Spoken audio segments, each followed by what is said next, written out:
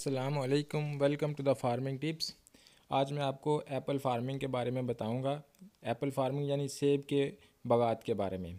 सेब एक पुराना तरीन और मज़ेदार फल है। पैदावार के लिहाज से किन्नू, केला और अंगूर के बाद इसका चौथा नंबर है। ये दिमाग की सेहत के लिए मुफीद है। छोटे बड़े सब इसे पसंद से खाते हैं। ये दिल के दौरे से बचाता है। यह खतरनाक शुगर से भी बचाता है। इसकी बड़ी खूबी यह है कि कैंसर के खिलाफ क़ुव्वत मुदाफ़त पैदा करता है। यह सतह समंदर से 1500 मीटर से लेकर 2700 मीटर तक पैदा हो सकता है। ज़्यादा धुंध और बारिश से इसकी पैदावार मुतासर होती है। तेज़ हवाओं वाले इलाके में बहुत सी एहतियाती तदाबीर करनी पड़ती हैं ताकि इसकी टहनियाँ ना टूटें। मट्टी वाला नहरी पानी से बहुत सूट करता है। मैंने ये जो मालूमात आपको दी हैं ये मैंने www.agrifarming.in से ली हैं। सेब की वैसे तो बहुत सी इकसाम हैं, लेकिन पाकिस्तानी पंजाब में कुछ इकसाम तजर्बाती तौर पर काश्त की हैं ज़िला लोधरा के फार्मर हाजी अब्दुल करीम साहब ने। आइए आपको उनसे मिलाते हैं और उनसे उनके तासरात जानते हैं कि वो क्या कहते हैं। बड़ी किस्म है ये सेबां ते दो किस्म के काला कलू है। अच्छा। ते कोई बूटे ने विच है गाजरी। अच्छा।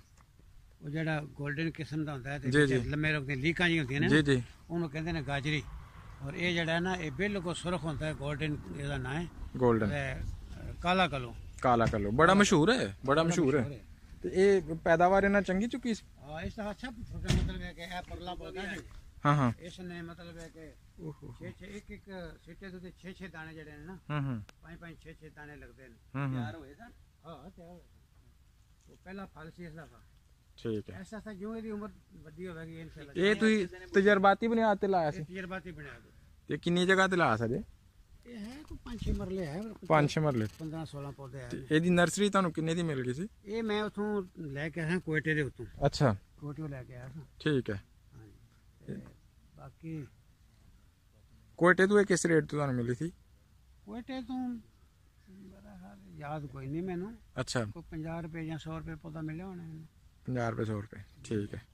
ਤੇ ਕਮ ਅਜ਼ ਕਮ ਮੇਰੇ ਖਿਆਲ ਚ ਇਹਨਾਂ ਦੇ ਦਰਮਿਆਨ ਡਿਸਟੈਂਸ ਕੋਈ 8 ਫੁੱਟ ਦਾ ਹੈ ਨਾ? नहीं ज्यादा 10 ਫੁੱਟ ਦਾ। 10-12 फुट का है। 10-12 ਫੁੱਟ ਦਾ ਡਿਸਟੈਂਸ ਲਾਇਆ ਔਰ ਪੈਦਾਵਾਰ ਵੀ ਤੁਹਾਡੇ ਖਿਆਲ ਚ ਠੀਕ ਹੋਈ। हाँ, ठीक ਯਾਨੀ ਮਜ਼ੀਦ ਪੌਦੇ ਲਗਾਏ ਜਾ ਸਕਦੇ ਨੇ। लगाए जा सकते ने। ਇਹਦੇ ਟ੍ਰਾਇਲ ਕੀਤਾ ਜਾ ਸਕਦਾ। ਅਸੀਂ ਟ੍ਰਾਇਲ ਵਾਸਤੇ ਲਾਂਦਾ ਹੈ ਕਿ ਇਸ ਨੂੰ ਮਤਲਬ ਹੈ ਕਿ ਅਗਰ ਇਹ ਜ਼ਮੀਨ ਸਾਡੀ ਦੇ ਕਾਮਯਾਬ ਹੈ ਰੇਟ ਵੀ ਇਹਦਾ ਅੱਛਾ ਲਾਵਾਂਗੇ ਤੇ ਪਤਾ ਲੱਗੇ ਨਾ। ਰੇਟ ਵੀ ਅੱਛਾ ਹੈ। ਰੇਟ ਵੀ ਅੱਛਾ ਹੈ ਇਹਦੀ ਮਤਲਬ ਹੈ ਕਿ ਠੀਕ ਆਮਦਨੀ ਹੁੰਦੀ, ਕਾਸਟ ਵੀ ਜ਼ਾਇਕਾ ਵੀ ਠੀਕ ਜਿਸ ਤਰ੍ਹਾਂ ਜ਼ਬਰਦਸਤ ਹੈਗਾ। ਸੇਮ ਹੀ ਜ਼ਾਇਕਾ ਜਿਹੜਾ ਸਾਡੇ ਆਮ ਲੋਕਾਂ ਦਾ ਕਈਆਂ ਦਾ ਰਾਇਆ ਹੁੰਦਾ ਹੈ ਅੰਗੂਰ ਹੈ।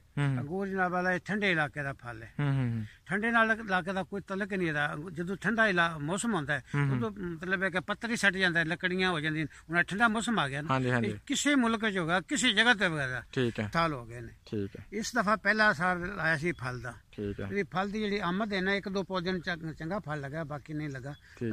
ਇਸ ਸਾਲ ਇਨਸ਼ਾਅੱਲਾ ਇਹਨਾਂ ਸਾਰਿਆਂ ਪੌਦਿਆਂ ਨੂੰ ਫਲ ਲੱਗੇਗਾ। ਠੀਕ ਹੈ। ਮੈਂ ਸਮਝਣਾ ਕਿ ਆਉਣ ਵਾਲੇ ਵਕਤ ਵਿੱਚ ਇਹ ਅਗਰ ਫਲ ਚਾਹੁੰਦੇ ਨੇ ਸਹੀ ਤੇ ਫਿਰ ਸਾਡੇ ਜਿਹੜੇ ਮਤਲਬ ਉਸ ਇਲਾਕੇ 'ਚ ਸੇਬ ਪਾਇਆ ਜਾਂਦਾ ਉਹਦੇ ਨਾਲ ਸਾਡੇ ਨਾਲ ਸਾਡੀ ਆਬੋ ਹਵਾ ਚੰਗੀ ਹੈ। ਠੀਕ ਹੈ। ਇਹ ਜ਼ਿਆਦਾ ਹੈ ਮਤਲਬ ਹੈ ਕਿ ਕੋਇਟੇ ਸਾਈਡ ਵਾਲ, ਬਲੋਚਿਸਤਾਨ ਵਾਲੇ ਸਾਈਡ ਵਾਲ, ਉੱਥੇ ਪਾਣੀ ਦੀ ਬੜੀ ਕਿੱਲਤ ਹੈ ਤੇ ਸਾਡੇ ਕੋਲ ਇੱਥੇ ਜ਼ਮੀਨ ਵੀ ਚੰਗੀ ਹੈ ਤੇ ਪਾਣੀ ਵੀ ਚੰਗਾ ਹੈ ਤੇ ਅਸੀਂ ਤੋਕੋ ਕਰਨਾ ਕਿ ਇਹ ਬਿਹਤਰ ਤੋਂ ਬਿਹਤਰ, ਅੱਛੇ ਤੋਂ ਅੱਛਾ ਫਸਲ ਹੋਵੇ। ਵੈਸੇ ਵੀ ਸਾਨੂੰ ਫਰੂਟ ਨੂੰ ਟਰੈਵਲ ਕਰਨ ਦੀ ਕਾਸਟ ਤੋਂ ਵੀ ਅਸੀਂ ਬਚ ਜਾਵਾਂਗੇ। ਦੂਸਰੇ ਸੂਬੇ ਤੋਂ ਟਰੈਵਲ ਕਰਕੇ ਆਉਣਾ ਕਿੰਨਾ ਖਰਚਾ ਜ਼ਿਆਦਾ ਹੋ ਜਾਂਦਾ? ਬਹੁਤ ਖਰਚਾ ਹੁੰਦਾ ਉਹਨਾਂ ਨੂੰ।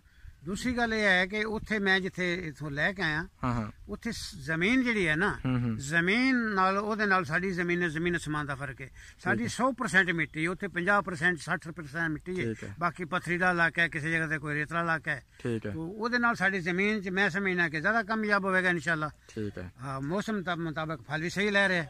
ਮੌਸਮ ਕਿਹੜੇ ਮੌਸਮ ਜਿਹਨੂੰ ਫਲ ਲੱਗਦਾ? ਇਹਨੂੰ ਮਾਰਚ ਵਿੱਚ ਫਲ ਲੈ ਜਾਂਦਾ। ਤੇ ਕਿਦੋਂ ਤੱਕ ਪੱਕਦਾ ਹੈ? ਇਹ ਜੂਨ ਜੁਲਾਈ ਤੱਕ ਪੱਕ ਜਾਵੇਗਾ। ਸਾਲ 'ਚ ਇੱਕ ਦਫਾ ਹੀ ਫਲ ਲੈਂਦਾ? ਸਾਲ 'ਚ ਇੱਕ ਦਫਾ ਫਲ ਲੈਂਦਾ। ਤਕਰੀਬਨ ਬਾਗਾਤ ਜਿਹੜੇ ਹਨ ਨਾ, ਉਹ ਬਾਗ 'ਚ ਸਾਲ 'ਚ ਇੱਕ ਦਫਾ ਹੀ ਫਲ ਲੈਂਦੇ ਨੇ। ਠੀਕ ਹੋ ਗਿਆ। ਚਲੋ ਇਹ ਸੇਬ ਦੀ ਤੇ ਕਾਫੀ ਮਾਲੂਮਾਤ ਤੁਸੀਂ ਸਾਨੂੰ ਦੇ ਛੜੀਏ। ਇਨਸ਼ਾਅੱਲਾ ਮੈਂ ਤੁਹਾਡੀ ਇਹ ਸਾਰੀ ਮਾਲੂਮਾਤ ਆਪਣੇ ਬਾਕੀ ਦੋਸਤਾਂ ਨਾਲ YouTube ਚੈਨਲ ਤੇ ਸ਼ੇਅਰ ਜ਼ਰੂਰ ਕਰਾਂਗਾ। ਬਹੁਤ ਸ਼ੁਕਰੀਆ ਸਰ। ਨੈਕਸਟ ਅਗਲੇ ਰਾਊਂਡ ਤੇ ਚੱਲਦੇ ਹਾਂ।